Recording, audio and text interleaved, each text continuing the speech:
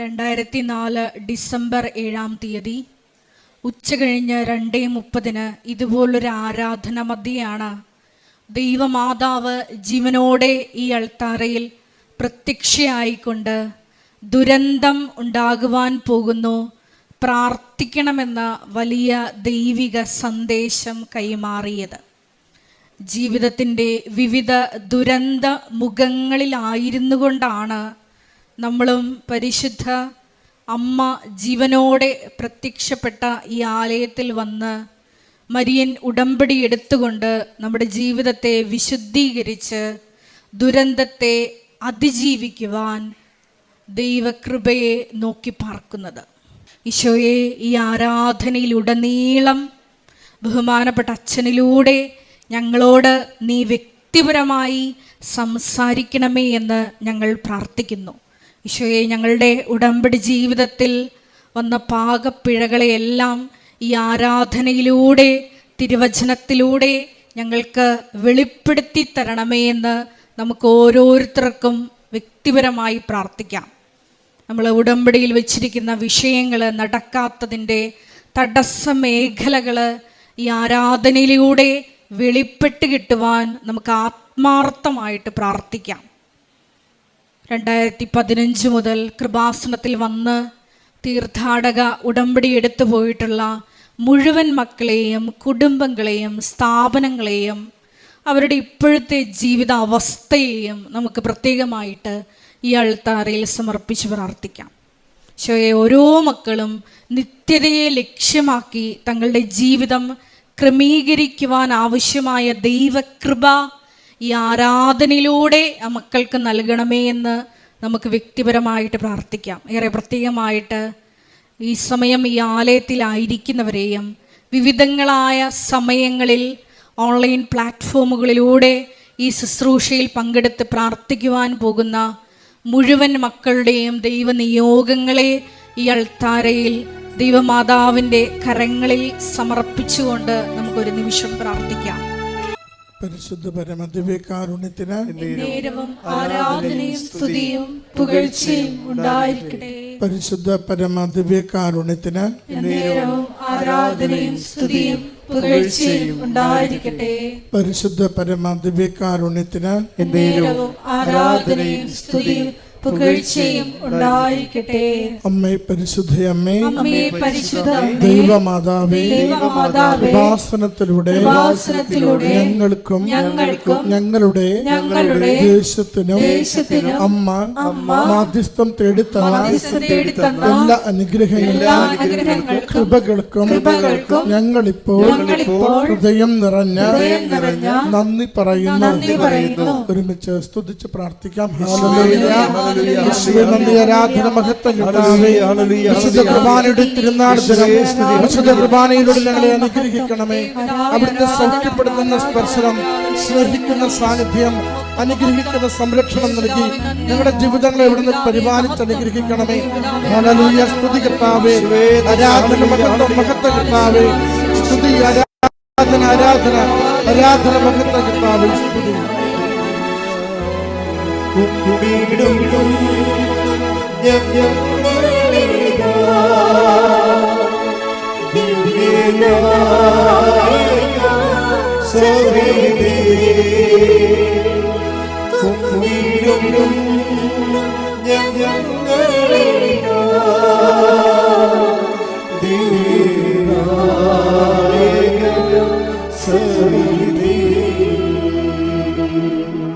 പരിശുദ്ധ പരമദിവ്യകാരുണ്യത്തിന്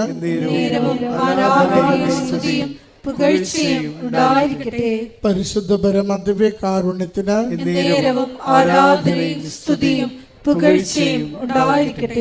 പരിശുദ്ധ പരമദിവ്യകാരുണ്യത്തിന്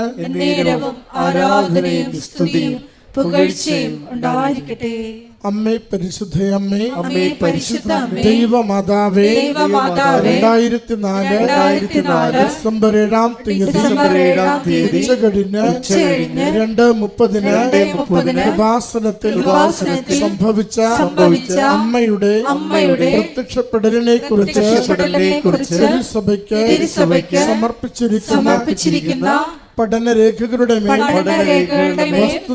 വസ്തുനിഷ്ഠവും ദൈവശാസ്ത്ര വിധിപ്രകാരമുള്ളതുമായ അന്വേഷണ പഠനങ്ങൾ നടത്തി ആ പ്രത്യക്ഷപ്പെടലിലൂടെ പ്രകടമായ ദൈവമാതാവിന്റെ പ്രത്യേക കരുതലും സംരക്ഷണവും വെളിപ്പെടുത്തുന്ന പീഡിതരുടെ ആശ്വാസവും പ്രവാചകന്മാരുടെ രാജ്ഞിയും വാഗ്ദാനത്തിന്റെ പേടകവും പ്രപഞ്ച പ്രകൃതിയുടെ മാതാവുമായ പരിശുദ്ധമ്മയുടെ ഭക്തി തിരുസഭയിൽ കൂടുതൽ പ്രചരിച്ച് ജീവിതത്തിന്റെ ദുരിത അവസ്ഥകളിൽ അകപ്പെട്ട് കഴിയുന്ന അനേകായിരം മക്കൾക്ക് ദൈവത്തിന്റെ സാന്നിധ്യവും സന്ധിപ്പും കൂടുതൽ അനുഭവിക്കുക വഴി ആത്മീയ വിശുദ്ധിയും ദൈവശക്തിയും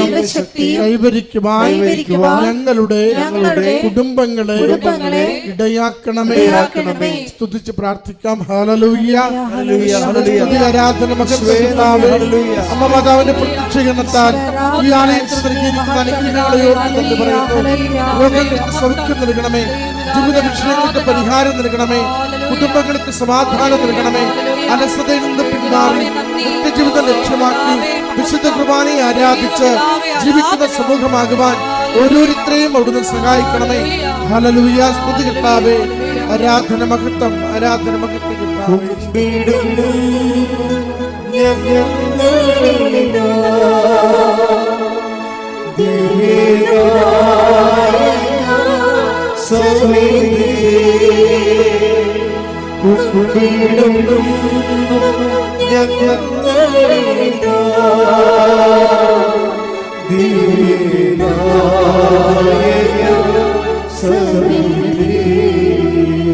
പരിശുദ്ധ പരമദിവ്യ കാരുണ്യത്തിന്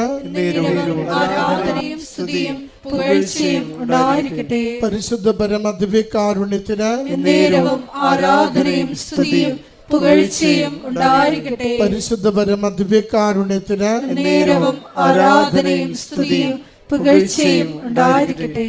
അമ്മേ പരിശുദ്ധ അമ്മേ, അമ്മേ പരിശുദ്ധ അമ്മേ, ലോകങ്ങളുടെ രാജ്ഞിയായ അങ്ങേക്ക് ഭൗമ സംരക്ഷണത്തിനായി പ്രപഞ്ച പ്രകൃതിയെ തന്നെ തിരുസഭ പ്രതിഷ്ഠിക്കുവാൻ ഈ പ്രത്യക്ഷീകരണം വഴി ഇടയാക്കണമേ.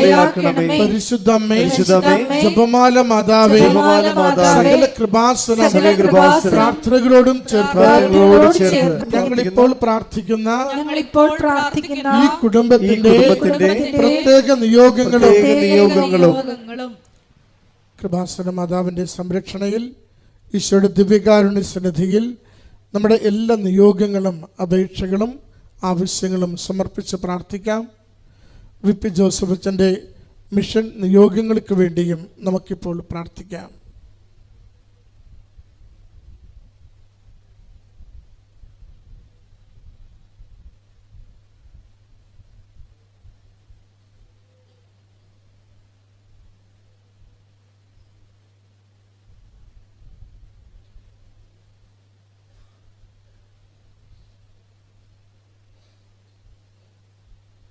അമ്മയുടെ പ്രത്യക്ഷീകരണത്തിന്റെ ഈ അനുഗ്രഹ വേളയിൽ ഞങ്ങൾക്ക് സാധിച്ചു തരുവാൻ കനിയണമേ. ആമേൻ. സ്തുതിച്ച് പ്രാർത്ഥിക്കാം. ഹല്ലേലൂയ. സ്തുതി ആരാധന കർത്താവേ. അവിടുത്തെ സന്ദേശം ഞങ്ങളുടെ ജീവിതങ്ങളെ സംരക്ഷിക്കണമേ, സഹായിക്കണമേ, സൗഖ്യപ്പെടുത്തണമേ. ഈ കാലത്തിൽ ചേർന്ന വചനങ്ങളെ അനുഭവമാകണമേ. ഉടമ്പടി ജീവിതത്തെ കൂടുതൽ ആഴപ്പെടുത്തി നിത്യതയിലേക്ക് നടന്നെടുക്കുവാൻ ഞങ്ങളെ സഹായിക്കണമേ. ഹല്ലേലൂയ. സ്തുതി കർത്താവേ. ആരാധന മഹത്വം, ആരാധന മഹത്വം. സ്തുതി കർത്താവേ. നമുക്കെല്ലാവർക്കും എഴുന്നേറ്റ് നിന്നുകൊണ്ട് ഗായക സംഘത്തോട് ചേർന്ന് കരങ്ങളടിച്ച് ദൈവത്തെ മഹത്വപ്പെടുത്തി ദൈവസ്നേഹത്തോടെ പാടി പ്രാർത്ഥിക്കാം.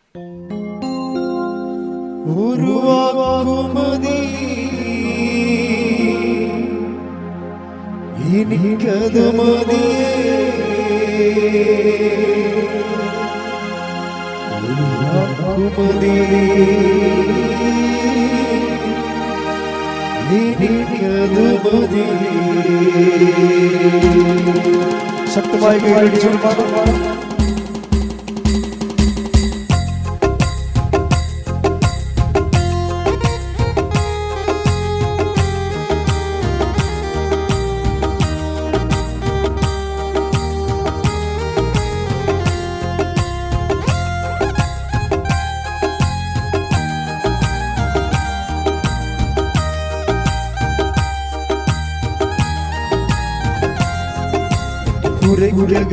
വരാൻ ഞാൻ പോരാത്തവനാണ്. എന്റെ കൂടും ഞാൻ പോരാത്തവനാണ്.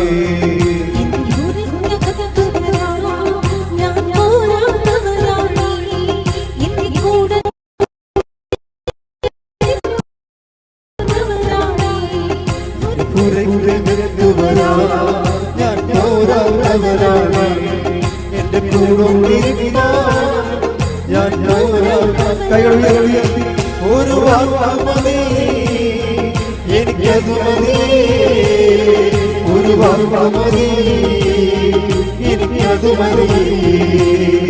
ഒരു വാക്ക് മതി, എനിക്കത് മതി.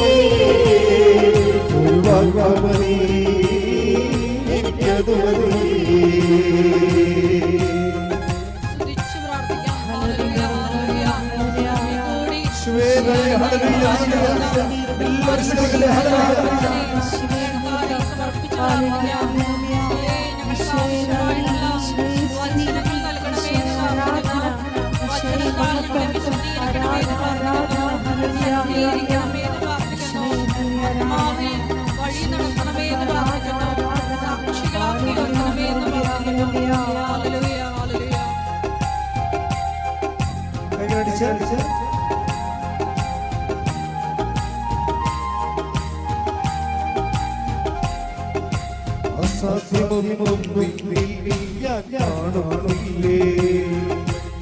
അധികാരത്തിലെ പോരാളില്ലേ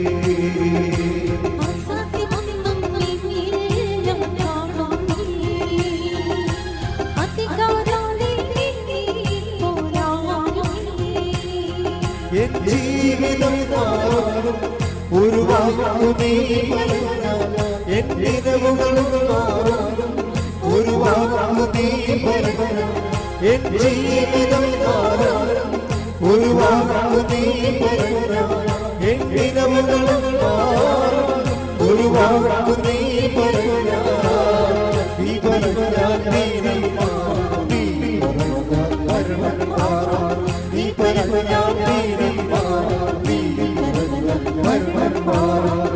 യേശുവേ നീ പറഞ്ഞാൽ മാറാതെന്തുള്ളൂ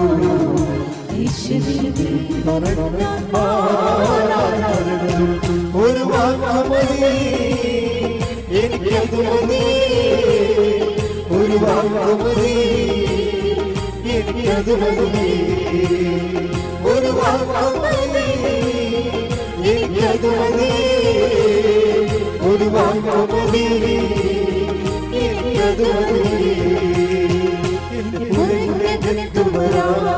ഞാൻ പോരാത്തവനാണ് എന്റെ കൂടും ഞാൻ പോരാത്തവനാണ് എന്റെ പുറകൾക്ക് വരാ ഞാൻ പോരാത്തവനാണ് എന്റെ കൂടും ഞാൻ പോരാത്തവനാണ് സ്തുതിക്കട്ടെ ഹല്ലേലൂയ ഹല്ലേലൂയ യേശുവേ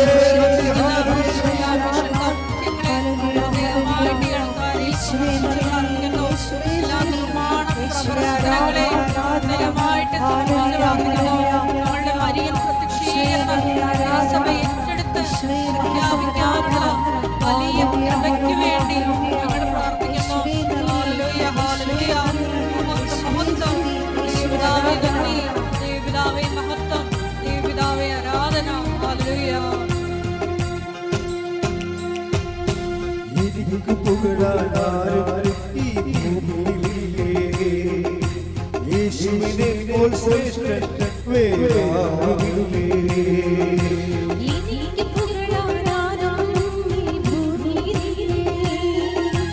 യേശുവിനെ പോൽ ശ്രേഷ്ഠൻ വേറാരുമില്ലേ എനിക്ക് പുകഴാനാരും ഈ ഭൂമിയിലില്ലേ. യേശുവിനെ പോൽ ശ്രേഷ്ഠൻ വേറാരുമില്ലേ. എന്റെ ആശകൾ മാറാം, ഒരു വാക്കു നീ പറഞ്ഞാൽ എന്റെ ഇടമുകൾ മാറാം. ഒരു വാക്കു നീ പറഞ്ഞാൽ എന്റെ ആശകൾ മാറാം. ഒരു വാക്കു നീ പറഞ്ഞാൽ എന്റെ ഇടമുകൾ മാറാം. ഒരു വാക്കു നീ പറഞ്ഞാൽ നീ പറഞ്ഞാൽ പാപം മാറാം. നീ പറഞ്ഞാൽ ശാപം മാറാം. നീ പറഞ്ഞാൽ പാപം മാറാം. നീ പറഞ്ഞാൽ ശാപം മാറാം. യേശുവേ നീ പറഞ്ഞാൽ മാറാതെന്തുള്ളൂ. യേശുവേ നീ പറഞ്ഞാൽ മാറാം. ഒരു വാക്ക് മതി, എനിക്കത് മതി. ഒരു വാക്ക് മതി, എനിക്കത് മതി. ശക്തിയോട് ചേർന്ന് ഒരു വാക്ക് മതി, എനിക്കത് മതി. ഒരു വാക്ക് മതി, എനിക്കത് മതി. എന്റെ തുരങ്കകൾക്ക് വരാം, ഞാൻ പോരാടുന്നവനാണ്. എന്റെ കൂടെ ഞാൻ പോരാടുന്നവനാണ്. എന്റെ തുരങ്കകൾക്ക് വരാം, ഞാൻ പോരാടുന്നവനാണ്. എന്റെ കൂടെ ഞാൻ പോരാടുന്നവനാണ്. ഒരു വാക്ക് മതി, എനിക്കത് മതി. ഒരു വാക്ക് മതി, എനിക്കത് മതി. ഒരു വാക്ക് മതി, എനിക്കത് മതി. ഒരു വാക്ക് മതി, എനിക്കത് മതി. ഒരു വാക്ക് മതി, എനിക്കത് മതി. ഒരു വാക്ക് മതി, എനിക്കത് മതി.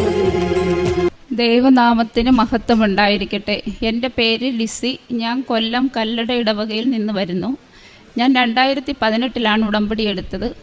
പക്ഷേ ഉടമ്പടി എടുത്ത് 3 മാസമായിട്ട് പിന്നെ ഞാൻ പുതുക്കിയില്ല. ഞാൻ പക്ഷേ ഇവിടെ വന്ന് പ്രാർത്ഥിക്കുമായിരുന്നു. എനിക്ക് മാതാവിനോട് കുഞ്ഞിലെ ഭയങ്കര ഇഷ്ടമായിരുന്നു. പക്ഷെ എന്തോ പുതുക്കിയില്ല. ഞാൻ പ്രാർത്ഥനയൊക്കെ ചൊല്ലുമായിരുന്നു. എല്ലാവരോടും പറയുകയും ചെയ്യും കൃപാസനത്തിൽ പോകണം, പ്രാർത്ഥിക്കണമെന്ന്. അങ്ങനെ പുതുക്കിയില്ല. കൊറോണ ഒക്കെ കഴിഞ്ഞ സമയത്ത് എൻ്റെ ബ്രദറിനൊരു പനി വന്നിട്ട് ഈ പെടലിയിൽ ഒരു മുഴ പോലെ വന്നു. അപ്പോൾ ആദ്യം ഒന്ന് വന്നിട്ട്, ഇതാണ് എൻ്റെ ബ്രദർ, ആദ്യം ഒന്ന് വന്നു. അപ്പം ഞങ്ങൾ വിചാരിച്ച് പനിയുടെ ആയിരിക്കുമെന്ന്. പിന്നെ ഒരാഴ്ച കഴിഞ്ഞപ്പോൾ ഒന്നും കൂടെ വന്നു. അപ്പോൾ 2 എണ്ണമായി. അപ്പോഴും ഞങ്ങൾ ഡോക്ടറെ പോയി കണ്ട്. അപ്പോൾ അവർ പറഞ്ഞു കുഴപ്പമില്ല, പനിയുടെയാണ്, അതങ്ങ് മാറുമെന്ന് പറഞ്ഞു. പക്ഷേ 1 മാസമായിട്ട് ഇത് മാറുന്നില്ല. അപ്പോൾ എൻ്റെ ചേച്ചി മെഡിക്കൽ കോളേജിലാണ് വർക്ക് ചെയ്യുന്നത്. അപ്പോൾ ചേച്ചി അവിടുത്തെ ഡോക്ടറിനോട് പറഞ്ഞപ്പോൾ പറഞ്ഞു ഇവിടെ കൊണ്ടുപോകാൻ സർജനെ കാണിക്കാമെന്ന് പറഞ്ഞു. അങ്ങനെ സർജനെ കാണിച്ചപ്പം ഡോക്ടർ പറഞ്ഞു അത് റിമൂവ് ചെയ്ത് കളയണം എന്ന് പറഞ്ഞു. അങ്ങനെ അപ്പോഴൊന്നും ഞങ്ങൾക്ക് വലിയ പ്രശ്നമൊന്നും ഇല്ലായിരുന്നു. അത് പനിയുടെ അല്ലയോ എന്ന് വിചാരിച്ച് ഞങ്ങളിരുന്നു. അങ്ങനെ റിമൂവ് ചെയ്ത് ഇട്ട് ഡോക്ടർ പറഞ്ഞു അത് ബയോപ്സിക്കും TB ടെസ്റ്റിനും അയക്കണമെന്ന് പറഞ്ഞു. അപ്പോൾ ഞങ്ങൾക്കൊരു എന്തോ ഒരു ഭയം പോലെ, ബയോപ്സിക്ക് അയക്കണമെന്ന് പറഞ്ഞപ്പോൾ എന്തോ ഒരു പേടി പോലെ. അപ്പോഴേ 2 ആഴ്ച കഴിഞ്ഞ് റിസൾട്ട് കിട്ടുമെന്ന് പറഞ്ഞു. അപ്പോൾ 2 ആഴ്ച കഴിഞ്ഞ് TB ടെസ്റ്റിൻ്റെ റിസൾട്ട് കിട്ടി, നെഗറ്റീവാ, കുഴപ്പമൊന്നുമില്ലെന്ന് പറഞ്ഞു. പക്ഷേ ബയോപ്സിയുടെ റിസൾട്ട് എത്ര ചോദിച്ചിട്ടും അവർ തരുന്നില്ല. 1 മാസമായിട്ടും ചേച്ചി എന്ന് ചോദിക്കുമ്പോഴവർ പറയുന്നത് ഞങ്ങളുടെ ഹെഡിനെ കാണിക്കണമെന്ന് പറഞ്ഞു. അപ്പോൾ ഞങ്ങൾക്ക് ഭയങ്കര ടെൻഷനായി. അപ്പം ഞാനിങ്ങനെ അമ്മയുടെ അടുത്ത് ശരിക്കും ശക്തമായിട്ടിങ്ങനെ പ്രാർത്ഥിച്ച്, അമ്മ മാതാവേ അവൻ്റെ റിസൾട്ട് വരുമ്പോൾ അവനൊരു കുഴപ്പവും കൊടുക്കരുത്, ഞങ്ങളുടെ വീട്ടിലെ ഇളയ ആളാണ്, ഞങ്ങളെല്ലാവരെയും നോക്കേണ്ട ആളാണ്, അതുകൊണ്ട് അവനൊരു കുഴപ്പവും കൊടുക്കല്ലോ എന്നിങ്ങനെ പ്രാർത്ഥിച്ചു. അപ്പോൾ 1.5 മാസമായപ്പോൾ റിസൾട്ട് കിട്ടിയിട്ട് ചേച്ചി പൊട്ടിക്കരഞ്ഞുകൊണ്ടാണ് പറഞ്ഞ അവന് ക്യാൻസർ ആണെന്ന് പറയുന്നു. അപ്പം ഡോക്ടർമാർ പറഞ്ഞെന്ന് ഇവിടെ ട്രീറ്റ്മെൻറ്റ് ചെയ്യണ്ട, അവൻ എല്ലാ റിസൾട്ട് എല്ലാം തരാം, തിരുവനന്തപുരം RCC കൊണ്ടുപോയി അവിടുത്തെ ഡോക്ടറെ കാണിക്കാനെന്ന് പറഞ്ഞിട്ട് ചേച്ചിക്കൊരു ഡോക്ടറിനെ പരിചയപ്പെടുത്തി കൊടുത്തു. അപ്പം ഞങ്ങൾ പിന്നെ എന്തോ വേണമെന്ന് ഞങ്ങൾക്ക് അറിയത്തില്ല. ഞങ്ങൾ ആകെ തകർന്നു പോയി. ഞങ്ങളുടെ വീട്ടിൽ ഞങ്ങൾ ആരോടും പറഞ്ഞില്ല. ഞങ്ങൾ മാതാവിനോട് ഇങ്ങനെ ശക്തമായിട്ട് പ്രാർത്ഥിച്ചുകൊണ്ടിരുന്നു. ഞാൻ പള്ളിയിൽ പോയാൽ എനിക്ക് പരിസര ബോധമില്ലാതെ ഞാൻ ഇരുന്ന് കരയുന്നത്. അപ്പോൾ എന്നോട് ഇങ്ങനെ 2-3 പേര് വയ്ക്കും നീ എന്തിനാ ഇങ്ങനെ കരയുന്നു. പക്ഷെ ഞാൻ പറയത്തില്ല, എന്താണെന്ന് പറയത്തില്ല. ഞാൻ മാതാവിനോട് ഒരു കാര്യം മാത്രമേ പറഞ്ഞോളൂ, എൻ്റെ സഹോദരന് അങ്ങനൊരു രോഗം കൊടുക്കരുത്. ഞങ്ങളുടെ വീട്ടിൽ ആർക്കും അത് ഞങ്ങൾക്ക് താങ്ങാൻ പറ്റില്ല, ആ ഒരു രോഗം. അങ്ങനെ ഒരിക്കലും അമ്മ ആ രോഗം അവന് കൊടുക്കരുത്. ഇവിടെ വന്ന് ഞാൻ സാക്ഷ്യം പറയാമെന്ന് പറഞ്ഞു. അങ്ങനെ ഞങ്ങൾ RCC ചെന്ന് ഡോക്ടറെ കണ്ടു. ഡോക്ടർ നേരം പറഞ്ഞു ആദ്യമൊട്ട് ബയോപ്സിക്ക് അയക്കണം, എല്ലാം ആദ്യമൊട്ട് ചെയ്യാം, എന്നിട്ട് അത് കഴിഞ്ഞിട്ട് അവൻ്റെ ശരീരത്തെ എവിടെയെങ്കിലും ഇതുണ്ടോ എന്നറിയാനുള്ള ഫുൾ സ്കാനിങ് ചെയ്യണമെന്ന് പറഞ്ഞു. അപ്പോൾ അതെല്ലാം ഞങ്ങൾ ചെയ്തു. ഡോക്ടർ പറഞ്ഞതുപോലെ എല്ലാം ഞങ്ങൾ ചെയ്തു. അപ്പോൾ ഒരു ഡിസംബർ 28 ഇതിൻ്റെ എല്ലാ റിസൾട്ട് ഒന്നിച്ച് തരും, അപ്പം വന്ന് വാങ്ങി അന്നേരം വരാൻ പറഞ്ഞു. അപ്പം നമുക്ക് എന്തുവാ നോക്കിയിട്ട് ട്രീറ്റ്മെൻറ്റ് തുടങ്ങണമെന്ന്. ആ ഡിസംബർ ക്രിസ്മസിൻ്റെ ആ ഒരു സമയം എന്ന് പറഞ്ഞാൽ ഞാൻ ശരിക്കും എന്താ ക്രിസ്മസ്, ആ ഉണ്ണീശോയോട് ഞാൻ ഒരു കാര്യം മാത്രമേ പറഞ്ഞോളൂ, ആ 28 റിസൾട്ടിനെ എല്ലാം ഇവന് ഒരു കുഴപ്പവും ഇല്ലെന്ന് പറയണം. ഞങ്ങൾക്ക് അത്രയ്ക്കും താങ്ങാൻ പറ്റുന്നതല്ല.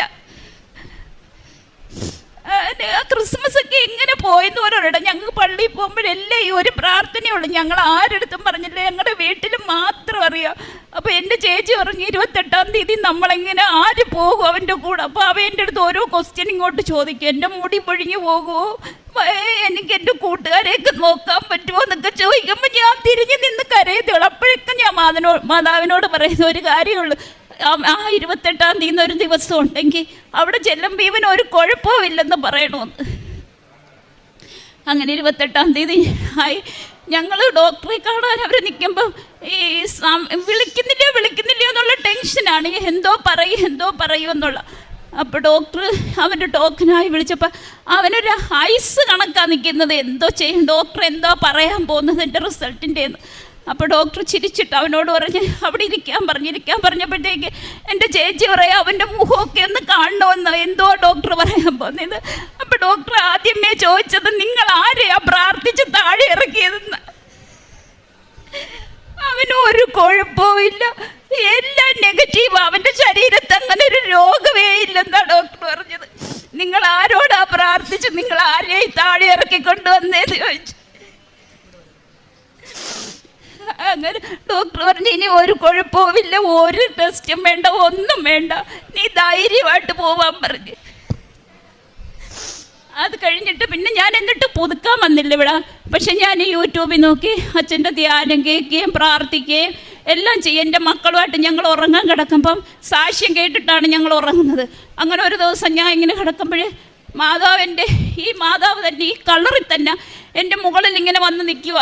അപ്പം ഞാൻ ഇങ്ങനെ പെട്ടെന്ന് കണ്ണൂർ നോക്കിയപ്പോൾ ഒന്നും കണ്ടില്ല. അതിൻ്റെ പിറ്റേന്ന് ഞാൻ സ്വപ്നം കാണുക, ഞങ്ങൾ സ്ഥിരമായിട്ട് മുട്ട മേടിക്കാൻ പോകുന്നൊരു വീടുണ്ട്. അപ്പോൾ അവിടെ ഞാൻ ഇങ്ങനെ മുട്ട വേണമെന്ന് പറഞ്ഞ് വാതിലിലോട്ട് ചെന്നതും അവർ പറഞ്ഞു അയ്യോ ഞങ്ങളുടെ പട്ടിയെ തുറന്നു വിട്ടിരിക്കുക, അത് കടിക്കുന്ന പട്ടിയാണ്, നിന്നെ കണ്ടാലിപ്പോൾ ഓടി വരും എന്ന് പറഞ്ഞതും പട്ടി ഓടി വന്ന് എൻ്റെ കൈ കയറി ഇങ്ങനെ അള്ളി ഇങ്ങനെ പിടിച്ചപ്പോൾ ഞാൻ എൻ്റെ മാതാവേന്ന് ഇങ്ങനെ അള്ളറി കരഞ്ഞതും ഈ പട്ടിയാണെങ്കിൽ 2-3 കൊടയൊക്കെ കളഞ്ഞ് തറയിലങ്ങ് വീണ് പട്ടി. അപ്പം ഞാൻ പറഞ്ഞു അയ്യോ എൻ്റെ അവരെന്നേരം ചോദിച്ചു നിൻ്റെ കൈക്കൊന്നും പറ്റിയില്ലേന്ന് ചോദിച്ചപ്പോൾ ഞാൻ പറഞ്ഞില്ല, എൻ്റെ മാതാവ് എൻ്റെ കൂടുണ്ട്. അപ്പം അത് പറഞ്ഞിട്ട് എൻ്റെ കൈ ഇങ്ങനെ കുടഞ്ഞ് അന്നേരം എൻ്റെ മാതാവ് എന്നോട് പറയാ നിനക്ക് എന്ത് വന്നാലും നിൻ്റെ കൂടെ ഞാനുണ്ട് എന്ന് പറഞ്ഞിട്ട് ഇങ്ങനെ എൻ്റെ അടുത്ത് പറയുന്ന പോലെ. അപ്പോൾ അന്നോട്ട് എനിക്ക് ഭയങ്കര ധൈര്യമാണ്. എനിക്ക് എന്ത് പ്രശ്നം ഉണ്ടെങ്കിലും എൻ്റെ അമ്മ എൻ്റെ കൂടെ ഉണ്ടെന്ന്. ഞാൻ എന്ത് പ്രശ്നം ഉണ്ടെങ്കിലും എൻ്റെ അമ്മയോടാണ് പറയുന്നത്. എല്ലാ കാര്യം എനിക്ക് സങ്കടം വന്നാലും സന്തോഷം വന്നാലും എല്ലാം ഞാൻ എൻ്റെ അമ്മയോടാണ് പറയുന്നത്. അത് കഴിഞ്ഞിട്ട് എനിക്ക് ഒരാഗ്രഹമായിരുന്നു ഞങ്ങൾക്കൊരു കാറ് മേടിക്കണമെന്നുള്ളത്. നേർച്ച വസ്തുക്കളാണ് എൻ്റെ 2 പിള്ളേർക്കും നേർച്ച വസ്തുക്കൾ കൊടുക്കുമായിരുന്നു. ഞങ്ങൾ കൃപാസനത്തിൽ വരികയും ചെയ്യുമായിരുന്നു. ഞങ്ങളെല്ലാവരും വരുന്നത്, ഞങ്ങളെല്ലാവരും വീട്ടിൽ നിന്ന് വരും, നേർച്ച വസ്തുക്കൾ ഉപയോഗിക്കും. ഇവർക്ക് 2 പേർക്കും ശ്വാസം മുട്ടലും അലർജി. ഒരു മാസത്തിൽ ഞാൻ 4 പ്രാവശ്യമെങ്കിലും ഇവരെയും കൊണ്ട് ഞാൻ ആശുപത്രിയിൽ പോകും. പക്ഷേ ഈ നേർച്ച വസ്തുക്കൾ ഉപയോഗിക്കും. എൻ്റെ മോൻ്റെ പെടലിയിൽ ഇങ്ങനൊരു പനി വരുമ്പോൾ ഇങ്ങനൊരു തടി പോലെ വന്ന് പൊങ്ങും. അപ്പോൾ എനിക്കതൊരു ഭയങ്കര സങ്കടമായിരുന്നു. എനിക്ക് എന്തോ ഭയങ്കര ടെൻഷൻ. ഞാൻ എല്ലാ ആശുപത്രിയിലും കൊണ്ടു നടക്കും. അപ്പോൾ അവരെല്ലാം പറയുന്നത് ഒരു കുഴപ്പമില്ലെന്ന് പറഞ്ഞ് എന്നെ ആശ്വസിപ്പിച്ച് വിടും. പക്ഷേ ഞാൻ ഈ കൃപാസനത്തിലെ തൈലം എല്ലാ ദിവസവും ഞാൻ പറഞ്ഞില്ലെങ്കിൽ അവർ പ്രാർത്ഥന കൊന്തപടിച്ച് തീരുന്ന ഉടനെ അവരതെടുത്ത് തേച്ചിട്ടേ അവർ കിടക്കത്തോളൂ. അപ്പം അങ്ങനായി അതിങ്ങനെ നിൽക്കുന്ന നിൽപ്പിൽ തന്നെ അങ്ങോട്ടും ഇല്ല ഇങ്ങോട്ടും ഇല്ലാതെ ഒരു കുഴപ്പവും ഇല്ലാതെ അത് പോന്നു. ടെസ്റ്റ് എല്ലാം ചെയ്തപ്പോൾ അതിനൊരു കുഴപ്പവും ഇല്ലെന്ന് പറഞ്ഞു. പിന്നെ ഞങ്ങൾക്കൊരു കാറ് വേണം എന്നാഗ്രഹം ഉണ്ടായിരുന്നു. അത് ഒരു പ്രാവശ്യം ഇവിടെ വന്ന് പുതുക്കി കഴിഞ്ഞിട്ട് ഞാനിങ്ങനെ പറഞ്ഞു മാതാവേ അടുത്ത മാസം വരുമ്പോൾ ഞങ്ങൾക്കൊരു കാറ് തരണം. അടുത്ത മാസം ഞങ്ങൾ ഞങ്ങളുടെ കാറിലാണ് ഇവിടെ വന്നത്. അത് കഴിഞ്ഞിട്ട് എനിക്ക് വലിയൊരു ആഗ്രഹമായിരുന്നു എൻ്റെ നാട്ടിൽ തന്നെ എനിക്ക് വസ്തു മേടിക്കണമെന്ന്. അപ്പം ഞാൻ ഇങ്ങനെ മാതാവിനോട് പറയുമായിരുന്നു. പക്ഷേ ഒരിക്കലും നടക്കാത്ത കാര്യമായിട്ടാണ് ഞാൻ അതിനെ കണ്ടത്. അയ്യോ, ഞാൻ എങ്ങനെ വാങ്ങിക്കുമെന്ന്. പക്ഷേ ഒരു ദിവസം അവിടെ ഒരു ആൾ വസ്തു വിൽക്കുന്നെന്ന് പറഞ്ഞ് ഞങ്ങളെ വിളിച്ച് ചോദിച്ചപ്പോൾ എനിക്ക് വേണ്ടെന്നാണ് പറഞ്ഞു. എൻ്റെ പൈസ ഇല്ല. പക്ഷെ എന്തോന്ന് എനിക്കറിഞ്ഞൂടാ. ഞാൻ പ്രതീക്ഷിക്കാത്ത ഒരാൾ എന്നെ വിളിച്ച് നീ എൻ്റെ കയ്യിലുള്ളതെടുത്താൽ മതി, ബാക്കി ഞാൻ ആൻറ്റിക്ക് തരാം എന്ന് പറഞ്ഞ് പൈസ തന്ന് 1 മാസത്തിനകം വസ്തു ഞാൻ എഴുതി. അതേപോലെ ഈ നേർച്ച വസ്തുക്കൾ ഞാൻ രോഗികളാണെന്ന് പറയുന്ന എല്ലാവർക്കും ഞാനിത് കൊടുക്കും. ഞാൻ രോഗികളെ കാണാൻ പോകും. അവർക്ക് ഇവിടുന്ന് വരുമ്പോൾ എല്ലാ മാസവും ഞാൻ നേർച്ച വസ്തുക്കൾ വാങ്ങിച്ചു കൊണ്ട് കൊടുക്കും. പത്രം എൻ്റെ മോനും 2 പേരും ഞങ്ങൾ ഇവിടുന്ന് പോകുന്ന വഴിക്കൊക്കെ ഇറങ്ങി എല്ലായിടവും പത്രം കൊടുക്കും. അപ്പം ചിലവരൊന്നും വാങ്ങിക്കത്തില്ല. Praise the lord. ആരും എൻ്റെ ദൈവത്തിനെ വേദനിപ്പിക്കരുത്. എല്ലാവരും എൻ്റെ ദൈവത്തിനെ സന്തോഷപ്പെടുകയും. പത്രം കൊടുക്കുമ്പോൾ ആരെങ്കിലും വേണ്ടാന്ന് പറഞ്ഞാൽ അവൾക്ക് ഭയങ്കര സങ്കടമാണ്. അവളപ്പോൾ എൻ്റെ അടുത്ത് വന്ന് പറയും, അമ്മേ ആ ആൻറ്റി അല്ലേ ആ അങ്കിള് പറഞ്ഞ് പത്രം വേണ്ട. അപ്പം ഞാൻ പറഞ്ഞ് സാരമില്ല, അവർക്ക് ഇഷ്ടമല്ലാത്തതുകൊണ്ടായിരിക്കും മേടിക്കാത്ത, അതിന് മോള് വിഷമിക്കണ്ടെന്ന് പറയും. എന്നാലും ഞങ്ങൾ എല്ലാ മാസവും പത്രം വാങ്ങിച്ച് ഞങ്ങൾക്ക് കൊടുക്കാൻ പറ്റുന്നിടത്തെല്ലാം ഞങ്ങൾ കൊണ്ടുപോയി കൊടുക്കും. അതേപോലെ ഞങ്ങൾക്കൊരു കൃപാസനം ഗ്രൂപ്പ് എന്ന് പറഞ്ഞിട്ടൊരു ഗ്രൂപ്പുണ്ട്. അതിനകത്ത് എല്ലാ മാസവും ഞങ്ങൾ രോഗികളായിട്ടുള്ളവരെ കണ്ടുപിടിച്ച് അവർക്ക് ഞങ്ങൾക്ക് വേണ്ടുന്ന സഹായങ്ങൾ, എൻ്റെ സഹോദരൻ ഇവിടെ ഉടമ്പടി എടുക്കുന്നതിന് മുമ്പായാലും ഞങ്ങൾക്ക് ചെയ്യാൻ പറ്റുന്ന മറ്റുള്ളവർക്ക് കൊടുക്കാൻ പറ്റുന്ന രീതിയിലെല്ലാം ഞങ്ങൾ സഹായിക്കുമായിരുന്നു. ഇപ്പോഴും ഞങ്ങൾ സഹായിച്ചു. മാസം തോറും ഞങ്ങൾ ആൾക്കാരെ ഞങ്ങൾക്ക് പറ്റുന്നവരെല്ലാം ഞങ്ങൾ സഹായിച്ചുകൊണ്ടിരിക്കുന്നു. അതേപോലെ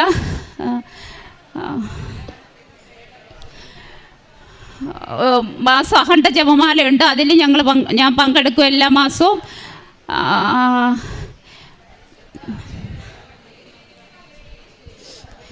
അമ്മ തന്ന എല്ലാ കൃപകൾക്കും കോടാനു നന്ദി. അമ്മയുടെ അടുത്ത് നമ്മൾ എന്ത് ചോദിച്ചാലും അത് ധൈര്യമായിട്ട് ചോദിക്കാം. നമ്മുടെ അമ്മയാണ്, നമ്മളെ ഒരിക്കലും കൈവിടത്തില്ല. നമ്മൾ ചോദിക്കേണ്ട രീതി നമ്മൾ അമ്മയോട് എന്ത് പറഞ്ഞാലും അമ്മ ഈശോയോട് പറഞ്ഞ് നമുക്ക് വാങ്ങിച്ചു തരും. അതെനിക്കറിയാവുന്ന കാര്യം. ഞാൻ എനിക്ക് സന്തോഷമായാലും സങ്കടമായാലും എനിക്ക് ചില കാര്യങ്ങൾ കിട്ടിയില്ല, ഞാൻ അമ്മയോട് തന്നെ പറയാം, എനിക്ക് വേണ്ടാത്തതുകൊണ്ട് അമ്മ എനിക്ക് തരാഞ്ഞെന്ന് അങ്ങനെ പറഞ്ഞ് ഞാൻ പ്രാർത്ഥിക്കാറുണ്ട്. നമ്മൾ അമ്മയോട് എന്ത് ചോദിച്ചാലും അമ്മ തരും. അമ്മ ഈശോയോട് പറയും, എൻ്റെ മോൾക്കല്ലേ എൻ്റെ മോൻ അത് ആവശ്യമാണ്, നീ അത് കൊടുക്കണമെന്ന്. അതിന് പ്രാർത്ഥിച്ചാൽ നമുക്ക് എന്തും കിട്ടും. അമ്മയോട് നമുക്ക് എന്തും പറയാം, അമ്മ അത് കേൾക്കും. എനിക്ക് തന്ന എല്ലാ കൃപകൾക്കും കോടാനുകോടി നന്ദി പറഞ്ഞുകൊണ്ട് നിർത്തുന്നു. എൻ്റെ പേര് മേരി കരോളിൻ. എൻ്റെ വീട് പള്ളിപ്പുറത്താണ്. ഞാൻ ആദ്യമായിട്ട് ഉടമ്പടി എടുക്കുന്നത് നവംബർ 2023 ഞാൻ ഇന്നലെ ഇറ്റലിയിൽ നിന്ന് വന്നുള്ളൂ. ഉടമ്പടി എടുത്ത് സാക്ഷ്യം പറയാൻ വേണ്ടി ഞാനിവിടെ വന്നതാണ്. ആദ്യമായിട്ട് വന്നിട്ട് ഞാൻ ചെയ്യുന്ന കാര്യവും മാതാവിൻ്റെ അടുത്ത് വന്ന് നന്ദി പറയുന്നതാണ്. ഞാൻ മാസ്റ്റേഴ്സ് ചെയ്തത് യൂറോപ്പിലാണ്. ഇറാസ്മസ് മുണ്ടസ് എന്ന് പറഞ്ഞൊരു സ്കോളർഷിപ്പ് കിട്ടിയിട്ടാണ് ഞാൻ ആദ്യമായിട്ട് അവിടെ യൂറോപ്പിൽ പോകുന്നത്. അത് കഴിഞ്ഞിട്ട് എൻ്റെ ഏറ്റവും വലിയൊരു ആഗ്രഹം എന്ന് പറഞ്ഞത് എനിക്ക് PhDക്ക് അഡ്മിഷൻ വേണം എന്നുള്ളതായിരുന്നു. ഞാൻ മാസ്റ്റേഴ്സ് ഫൈനൽ ഇയർ ആയപ്പോൾ തൊട്ട് അപ്ലൈ ചെയ്തുകൊണ്ടിരുന്നെങ്കിലും ഇൻ്റർവ്യൂ മാത്രമേ എനിക്ക് കിട്ടിയിട്ടുണ്ടായിരുന്നുള്ളൂ, സെലക്ഷൻ കിട്ടുന്നുണ്ടായില്ല. അവസാനം ഒന്നും കിട്ടാതായപ്പോൾ ഞാൻ തിരിച്ച് ഇന്ത്യയിലേക്ക് വരാൻ തീരുമാനിച്ചു. വരുന്ന സമയത്ത് എനിക്ക് ഉണ്ടായിരുന്നത് ബെൽജിയം ഞാൻ നിന്ന ടൈമിൽ എനിക്കൊരു റെസിഡൻസ് പെർമിറ്റ് കിട്ടിയായിരുന്നു. ആ ഒരു ബലത്തിൽ 2 വർഷത്തേക്ക് ഒരു എക്സ്റ്റൻഷൻ ഉണ്ടായിരുന്നത് കൊണ്ട് ആ ഒരു ബലത്തിൽ ഞാൻ നാട്ടിലേക്ക് വരാൻ തീരുമാനിച്ചു. പക്ഷെ വന്നു കഴിഞ്ഞ് ഞാൻ വീണ്ടും അപ്ലൈ ചെയ്തുകൊണ്ടിരുന്നു. പക്ഷെ പിന്നീട് ഇൻ്റർവ്യൂ പോലും എനിക്ക് കിട്ടാതെയായി. അപ്ലൈ ചെയ്യുന്നത് മാത്രം ബാക്കിയുണ്ടായിരുന്നുള്ളൂ. അങ്ങനെയാണ് ഞാൻ മാതാവിൻ്റെ അടുത്ത് ആദ്യമായി ഉടമ്പടി എടുക്കുന്നത്. ഉടമ്പടി എടുത്ത് ഞാൻ നിയോഗങ്ങളെല്ലാം പ്രത്യേകമായിട്ട് ഞാൻ നിയോഗം വെച്ചത് എനിക്ക് PhDക്ക് അഡ്മിഷൻ ലഭിക്കാനായിരുന്നു. അത് കഴിഞ്ഞ് 90 ദിവസം, ആദ്യത്തെ 90 ദിവസം ഞാൻ ഉടമ്പടി എടുത്തു. പ്രാർത്ഥനയോടുകൂടെ എല്ലാ കാര്യങ്ങളും ഞാൻ ചെയ്തുകൊണ്ടിരിക്കുകയായിരുന്നു. എല്ലാ ദിവസവും നന്നായി പ്രാർത്ഥിക്കും, ഉടമ്പടി ധ്യാനങ്ങൾ കൂടും, പ്രേക്ഷിത പ്രവർത്തനങ്ങൾ ചെയ്യും. അത് കഴിഞ്ഞ് 90 ദിവസം കഴിഞ്ഞ് ഞാൻ ഉടമ്പടി പുതുക്കാൻ വന്നു. ഉടമ്പടി പുതുക്കി ഒരാഴ്ച കഴിഞ്ഞപ്പോഴാണ് എൻ്റെ ഫ്രണ്ട് എന്നെ വിളിച്ചിട്ട് പറഞ്ഞത്, ബെൽജിയം ഇങ്ങനെ ജോബ് ഓഫേഴ്സ് സ്റ്റുഡൻസിന് കൊടുക്കുന്നുണ്ട്, അപ്പോൾ അവിടെ പോയിട്ട് നമുക്ക് പാർട്ട് ടൈമായിട്ട് ജോലി ചെയ്ത് PhDക്ക് അപ്ലൈ ചെയ്യാമെന്ന് പറഞ്ഞു.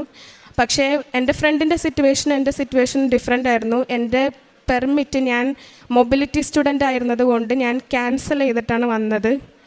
അപ്പോൾ അത് ഞാൻ വൈകിയാണ് അറിഞ്ഞത്. ഞാൻ ക്യാൻസൽ ആയിരുന്നു ചെയ്തിരുന്നതെന്ന്. ഞാൻ അത് പിന്നീട് ടിക്കറ്റ് ബുക്ക് ചെയ്യുന്ന ടൈമിലാണ് ഞാൻ അത് അറിഞ്ഞത്. അത് എന്നെ വല്ലാതെ അങ്ങ് ബുദ്ധിമുട്ടാക്കി. എനിക്കൊന്നുമില്ലാത്ത ഒരവസ്ഥയിലായിരുന്നു ഞാൻ ആ സമയത്ത്. അത് കഴിഞ്ഞ് ഞാൻ മാതാവിനോട് പ്രാർത്ഥിച്ചിട്ട് എനിക്ക് ബെൽജിയം എംബസിയിൽ നിന്ന് തന്നൊരു പേപ്പറിൻ്റെ ബലത്തിൽ മാത്രം, അതിൻ്റെ കൂടെ തന്നെ ഇന്ത്യയിലുള്ള ബെൽജിയം എംബസിയിൽ ഞാൻ കോണ്ടാക്ട് ചെയ്തപ്പോൾ അവരെന്നോട് പറഞ്ഞിരുന്നത് എൻ്റെ റീഎൻട്രി ചെയ്യാനുള്ള ഡെഡ് ലൈൻ കഴിഞ്ഞു, 2 മാസമായി എന്നാണ് പറഞ്ഞത്. അപ്പോൾ ക്യാൻസൽ ആയി ആ പെർമിറ്റ്. പക്ഷേ ബെൽജിയത്തിൽ തരുന്ന ഒരു പേപ്പറിൻ്റെ ബലത്തിൽ ഞാൻ ടിക്കറ്റ് ബുക്ക് ചെയ്തിട്ട് അച്ഛനെ വന്ന് കാണാൻ പ്രാർത്ഥിക്കാമെന്ന് വിചാരിച്ചു. അച്ഛനെ വന്ന് കണ്ടപ്പോൾ ഞാൻ എൻ്റെ പാസ്പോർട്ടും എൻ്റെ റെസിഡൻസ് പെർമിറ്റും ഫ്ലൈറ്റ് ടിക്കറ്റ്സുമാണ് ഞാൻ വന്ന് അച്ഛനെ കൊണ്ട് പ്രാർത്ഥിപ്പിക്കാമെന്ന് പറഞ്ഞത്. ഞാൻ ഈ അൾത്താരയിൽ കയറിയത് ഒരുപാട് കരഞ്ഞാണ്. എൻ്റെ കണ്ണിൽ നിന്ന് കണ്ണുനീരിറ്റിട്ട് വീഴായിരുന്നു ആ സമയത്ത്. കാരണം ഞാൻ ടിക്കറ്റ് ബുക്ക് ചെയ്തു, പക്ഷേ എനിക്ക് പോകാനുള്ള വിസ ഇല്ല, പെർമിറ്റ് ക്യാൻസലായി. ആ ഒരു അവസ്ഥയിലൂടെയാണ് ഞാൻ കടന്നു പോയത്. അച്ഛൻ എൻ്റെ അടുത്ത് കരയുന്ന എന്താണെന്ന് ചോദിച്ചപ്പോൾ പോലും ഞാൻ ആ കരഞ്ഞുകൊണ്ട് തന്നെ ഞാൻ ചിരിക്കുക ചെയ്തത്. ഒരക്ഷരം ഞാൻ പറഞ്ഞിട്ടുണ്ടായിരുന്നില്ല. എനിക്ക് ആ അച്ഛനെ കാണാൻ തന്ന കാർഡിൽ എഴുതിയിരുന്നത് മാർച്ചിൽ ബെൽജിയം പോകുന്നു എന്ന് മാത്രമായിരുന്നു. പെർമിറ്റിൻ്റെ കാര്യം ഒന്നും അതിൽ കൊടുത്തിട്ടുണ്ടായിരുന്നില്ല. അച്ഛൻ ഡോക്യുമെൻറ്റ്സ് വെച്ച് മാതാവിനോട് പ്രാർത്ഥിച്ച് എനിക്കത് തിരിച്ചു തന്നപ്പോൾ പെർമിറ്റ് മാത്രം തൊട്ട് കാണിച്ചിട്ട് അച്ഛൻ അത് ഓക്കെ ആണെന്ന് പറഞ്ഞു. ഞാൻ ആ സമയത്ത് ഞാൻ വെച്ച നിയോഗങ്ങളോ ഒരു കാര്യവുമായിരുന്നില്ല ഞാൻ പ്രാർത്ഥിച്ചുകൊണ്ടിരുന്നത്. ആ പെർമിറ്റിനെ കുറിച്ച് മാത്രമായിരുന്നു എൻ്റെ ആദി. എൻ്റെ മാതാവ് ആ പ്രാർത്ഥന കേട്ടിട്ടാണ് എന്നോട് അച്ഛനിലൂടെ പറഞ്ഞത് ആ പെർമിറ്റ് ഓക്കെ ആണെന്ന്. ആ പെർമിറ്റ് കൊണ്ടിട്ട് ആ ക്യാൻസലായി എന്ന് പറഞ്ഞ പെർമിറ്റാണ് ഞാൻ ബെൽജിയം പോകാൻ യൂസ് ചെയ്തത്. ഇമിഗ്രേഷൻ ഡിപ്പാർട്ട്മെൻറ്റിൽ ഓരോ ഓഫീസേഴ്സും എൻ്റെ അടുത്ത് ഒരു ചോദ്യം പോലും ചോദിച്ചില്ല. അതേസമയം എൻ്റെ ഫ്രണ്ടിന് ക്യാൻസൽ ആകാത്ത പെർമിറ്റിന് ഒരുപാട് ചോദ്യങ്ങളും ചെക്കിങ്ങും എല്ലാം ഉണ്ടായിരുന്നു. എനിക്ക് എൻ്റെ മാതാവിൻ്റെ കൂടെ ഉണ്ടായിരുന്നത് കൊണ്ട് ഞാൻ അവിടെ ബെൽജിയം എത്തി. പക്ഷേ ആദ്യത്തെ 1 മാസം ഞാൻ ഒരുപാട് ബുദ്ധിമുട്ടുകളിലൂടെയാണ് പോയത്. എനിക്ക് അക്കോമഡേഷനിലൊരു സ്കാം കിട്ടി. എനിക്ക് 2 ലക്ഷത്തോളം രൂപ നഷ്ടമായി. എനിക്ക് അക്കോമഡേഷൻ ഇല്ലായിരുന്നില്ല ചെന്ന സമയത്ത്. ഞാൻ അങ്ങനെ ഒരു ഹോസ്റ്റലിലാണ് ആദ്യം നിന്നത്.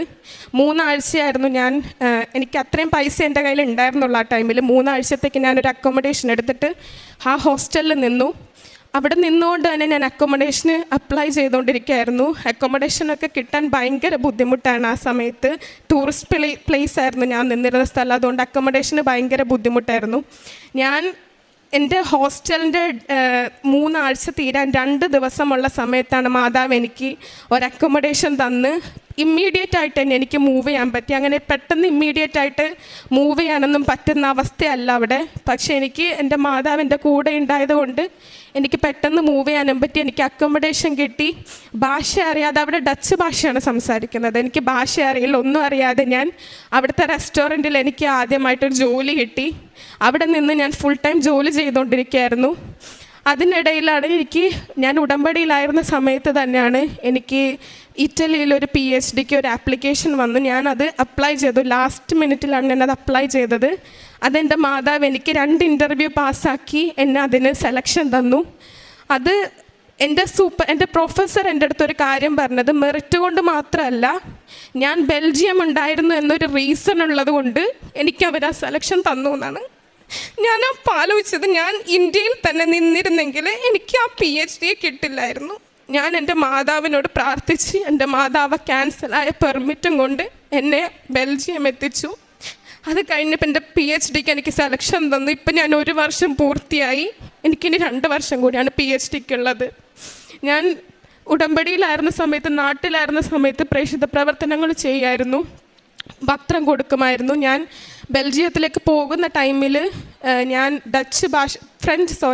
ഫ്രഞ്ച് ഭാഷയിലുള്ള പത്രം കൊണ്ടുപോയി ഞാൻ അവിടെ റോഡുകളിൽ നിന്ന് എനിക്ക് പരിചയമുള്ളവരൊന്നും ആയിരുന്നില്ല. കാരണം ഞാൻ ചെന്ന സ്ഥലം ഡച്ച് സംസാരിക്കുന്ന സ്ഥലവും ഞാൻ കൊണ്ടുപോയ പത്രം ഫ്രഞ്ചുമായിരുന്നു. അതുകൊണ്ട് ഫ്രഞ്ച് സംസാരിക്കുന്നവരെ കണ്ടുപിടിക്കാൻ ഭയങ്കര ബുദ്ധിമുട്ടായിട്ട് ഞാൻ റോട്ടിൽ നടന്നുകൊണ്ടാണ് പത്രവുമായി നടന്ന്. പക്ഷേ അതെനിക്ക് ഭയങ്കര സന്തോഷമുണ്ടായിരുന്നൊരു കാര്യമാണ്. ഞാൻ നടന്നത് കൊടുത്ത് തീർക്കുകയും ചെയ്തു. അതുപോലെ തന്നെ ഞാൻ രോഗികളെ സന്ദർശിക്കുമായിരുന്നു. അവരുടെ മുറിവ് വെച്ച് കെട്ടാനും പള്ളിയിൽ പോകുമായിരുന്നു. വീട്ടിലുണ്ടായിരുന്ന സമയത്തൊക്കെ ഞാൻ ദിവസവും പള്ളിയിൽ പോവും. പുറത്തായിരുന്നപ്പോൾ ഞാൻ ഞായറാഴ്ചകളിലായിരുന്നു പള്ളിയിൽ പോയിക്കൊണ്ടിരുന്നത്.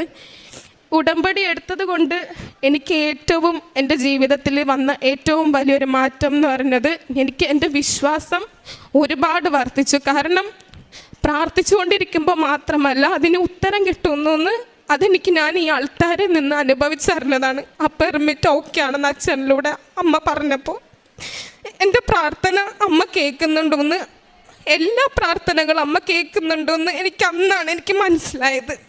ഈശോയ്ക്കും അമ്മയ്ക്കും 1000 നന്ദി.